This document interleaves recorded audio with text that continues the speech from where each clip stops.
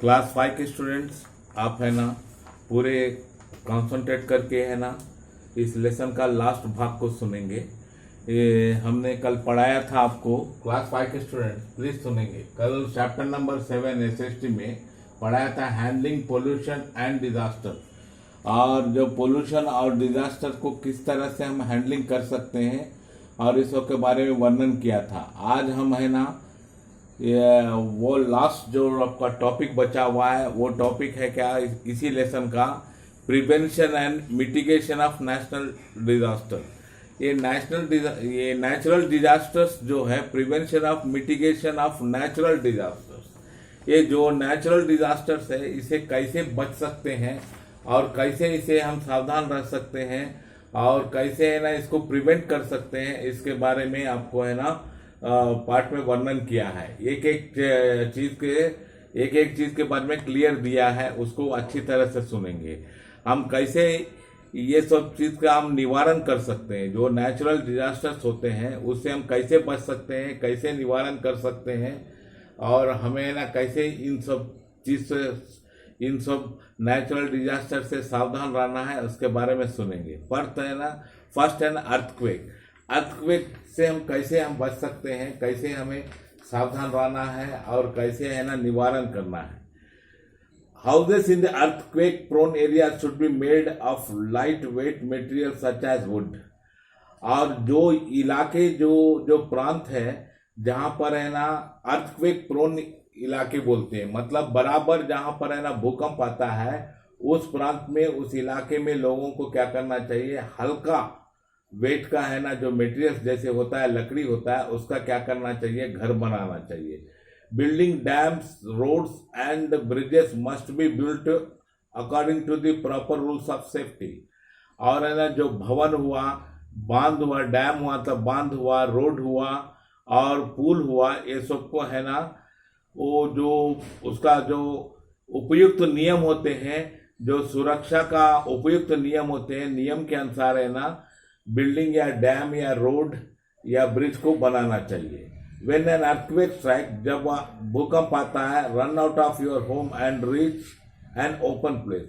जब भी भूकंप आता है तो घर से दौड़ के बाहर निकलना चाहिए और वहां पर जाना चाहिए जो एकदम खुला जगह हो। अवे फ्रॉम बिल्डिंग्स मतलब भवनों से दूर, पेड़ों से दूर, टेलीफोन खंभों से दूर और इलेक्ट्रिक लाइन से भी दूर, मतलब उस खुला इलाका में जाना चाहिए जहां पर कोई भवन ना हो, ना जहां पर कोई बड़ा वृक्ष या टेलीफोन के खंभे या बिजली का तार या बिजली का खंभा न हो। Avoid using A lift and use the stairs instead. ना भूकंप के समय में ना लिफ्ट में चढ़ के नीचे नहीं उतरना चाहिए, ना लिफ्ट में चढ़ के ऊपर जाना चाहिए। लिफ्ट के बदला में क्या करना चाहिए, सीढ़ी से ही नीचे उतरना चाहिए। If you are trapped inside the house during an earthquake, take shelter under a strong table or bed.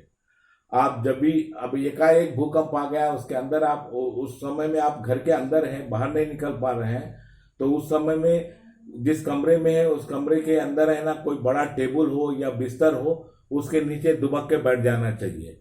Stay away from Windows मतलब खिड़कियों से दूर रहना चाहिए, अलमीरा से दूर रहना चाहिए, जो घर में जो बीम पिलर होते हैं उससे हमें दूर रहना चाहिए।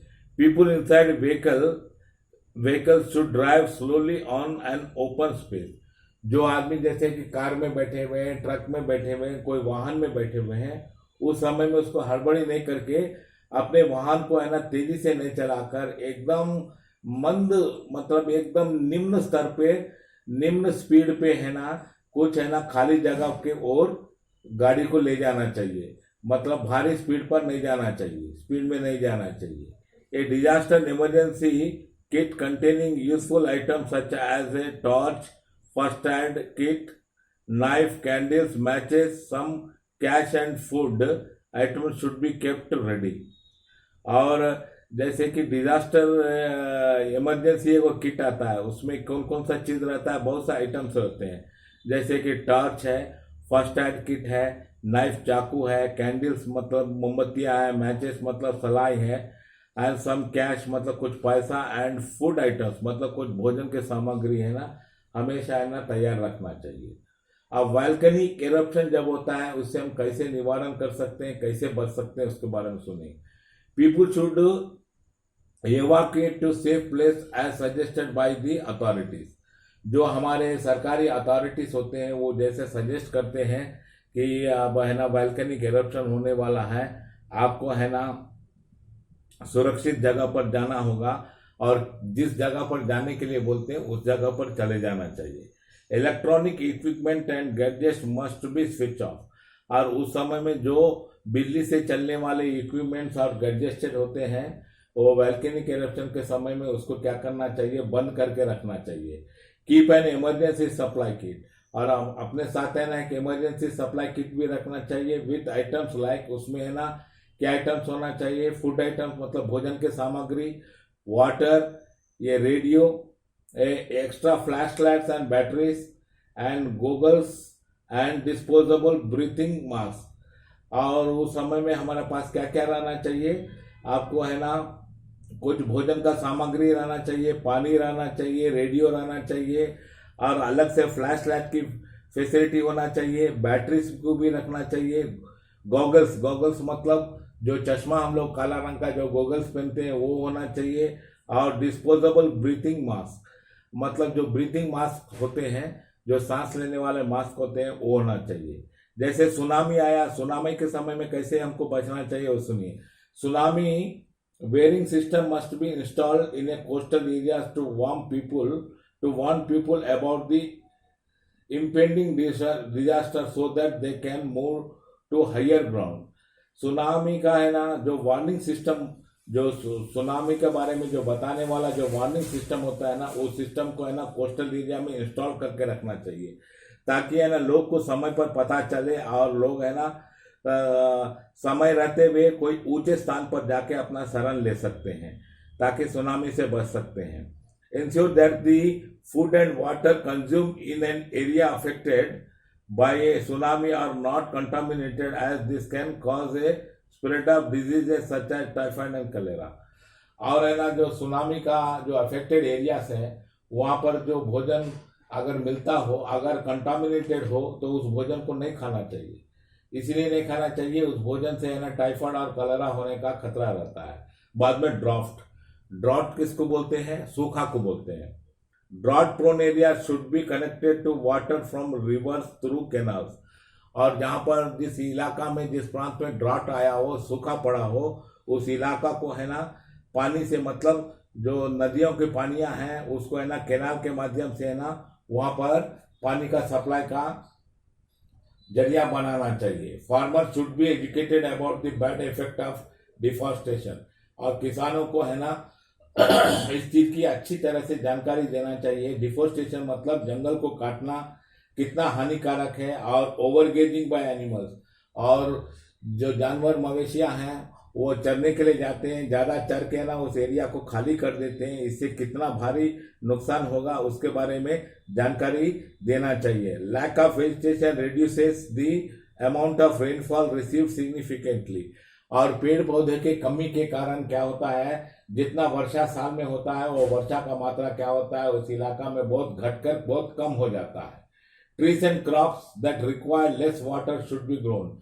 और जिस फसल में है ना कम से कम पानी लगता है, जो एकदम मिनिमम लेवल में पानी लगता है, कम से कम पानी लगता है, उसी फसल को उस इलाका में उपजाना चाहिए। Constructing water storage structure such as reservoirs, ponds and lakes can help to collect water from the rainfall। और उस इलाका में कुछ रिजर्वायर्स बनाना चाहिए। रिजर्वायर्स किसको बोलते हैं, पानी का स्टोरेज सेंटर, जैसे कि है ना पॉन्ड्स, कुछ तालाब और कुछ नहरें, लेक्स, कुछ नाले बनाकर है ना नाले टाइप का बनाकर, लेक्स टाइप का बनाकर क्या करना चाहिए, पानी को स्टोरेज करने का इंतजाम करना चाहिए। This water can be stored for future use. और ये पानी को है ना भविष्य में उपयोग करने के लिए इकट्ठा करना चाहिए। This is known as the rain water harvesting. इसी को बोलते हैं रेन वाटर हार्वेस्टिंग भी बोलते हैं। साइक्लोन जब आता है तो आदमी को क्या करना चाहिए। साइक्लोन मतलब तूफान। Early warning about approaching cyclones on radio and television can protect people from the destruction. अगर है ना टेलीविजन में रेडियो में हम लोग को वार्निंग मिल रहा है कि बहुत बड़ा पैमाने पर है ना साइक्लोन आने वाला है, तो लोग है ना इसे आराम से बच सकते हैं और बचने का कोशिश करना चाहिए। They could cause sirens are also used to inform people about cyclone. और रेडियो के माध्यम से, टेलीविजन के माध्यम से, सायरन के माध्यम से तूफान के बारे में लोगों को अवश्य जानकारी देना चाहिए। People must live an area before, तो लोग है ना उस एरिया, जिस एरिया में तूफान आने वाला है उस एरिया को लोग को छोड़ देना चाहिए। It is hit by a cyclone, otherwise they should move to the strongest part of their house. और है ना अगर नहीं छोड़ पाते हैं तो अपने घर के जो मजबूत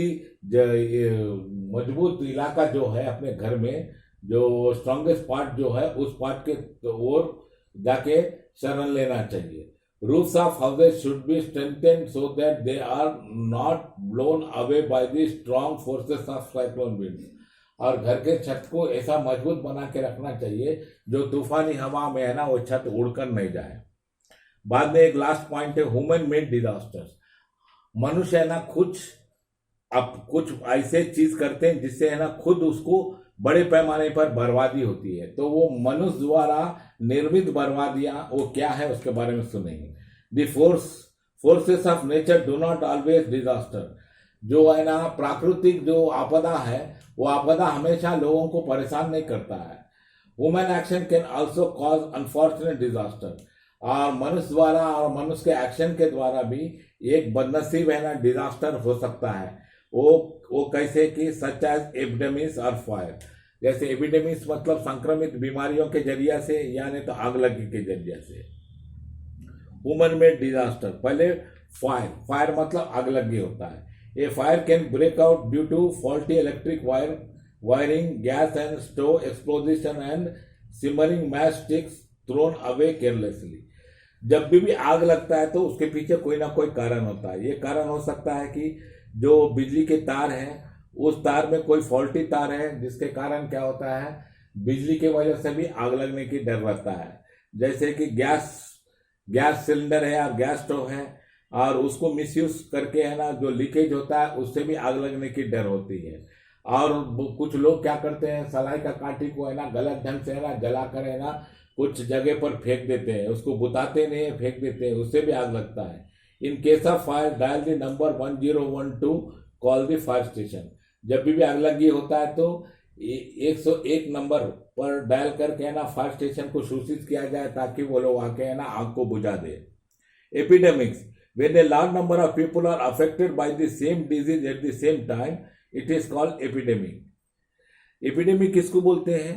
एक ही प्रांत में भारी मात्रा में लोग है ना एक ही बीमारी से संक्रमित हैं और उसको क्या बोलते हैं? एपिडेमिक बोलते हैं। सच डिजीजेज आर कॉल्ड इन्फेक्शियस। और ये बीमारियां क्या होती है? संक्रमित बीमारियां होती है। It can quickly spread from one person to another. ये संक्रमित बीमारियां एक आदमी से दूसरे आदमी को तुरंत फैल जाता है। और इस सब को खत्म करने के लिए, इस सब से बचने के लिए हमको क्या करना चाहिए? The electric wiring in our houses and other building should be regularly check. हमें है ना अपने घर में और दूसरे भवनों में जो बिजली का तार हम बिछाए हैं, जिससे वायरिंग करवाए हैं, उसको बराबर चेक करना चाहिए कि कहीं लीकेज है या किसी तरह का कहीं कोई कटा हुआ है तार, कहीं टूटा हुआ है, उसको चेक करना चाहिए। और फॉल्टी वायरिंग को तुरंत रिपेयर करके क्या करना चाहिए? उसको ठीक कर लेना चाहिए। Things as a petrol, paper, plastic items, synthetic cloths and various sprays can easily catch fire. और जैसे कि है ना आप जानते हैं पेट्रोल हो, पेपर हो, प्लास्टिक का कुछ जो सिंथेटिक आइटम्स है और सिंथेटिक जो कपड़े हैं और जो स्प्रेस हम लोग यूज करते हैं उसमें तुरंत आग पड़ता है, आग पकड़ लेता है। Hence this should be kept away from any source of fire. और ये सब चीज को है ना जहाँ से कहीं पर आग लगने की संभावना होती है वहां से हमें दूर रखना चाहिए। और दूसरा बात क्या होता है? Epidemic, always maintain proper hygienic of body and your surrounding. हमेशा है ना अपने शरीर को साफ सुथरा रखना चाहिए, अपने आसपास के चारों तरफ के इलाका को साफ सुथरा रखना चाहिए। Use soap and detergent to disinfect your body. अपने शरीर को है ना डिसइंफेक्ट करने के लिए क्या करना चाहिए? उस साबुनों का साबुन और शैम्पू का इस्तेमाल करना चाहिए, और अपने अगल बगल में जो कूड़ा कचरा जो गंदगी है उसे उठा के डंपिंग कर देना चाहिए। This can prevent A spread of infection, जिससे क्या होता है, संक्रमण को आगे बढ़ने से रोकता है। Ensure that the food and water consumed in an area affected by the epidemic are not contaminated, और हमेशा ये कुछ देखना चाहिए कि जिस इलाका में संक्रमण फैला है उस इलाका में जो भोजन है वो संक्रमित है या नहीं है उसको देखना चाहिए।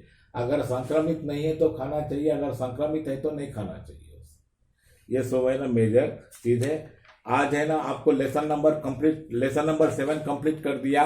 क्लास के 5 स्टूडेंट्स मेरे लेक्चर को अच्छा से सुन लेंगे, अच्छी तरह से समझ लेंगे, और किसी प्रकार का डाउट हो तो आप पूछ सकते हैं। Thank you.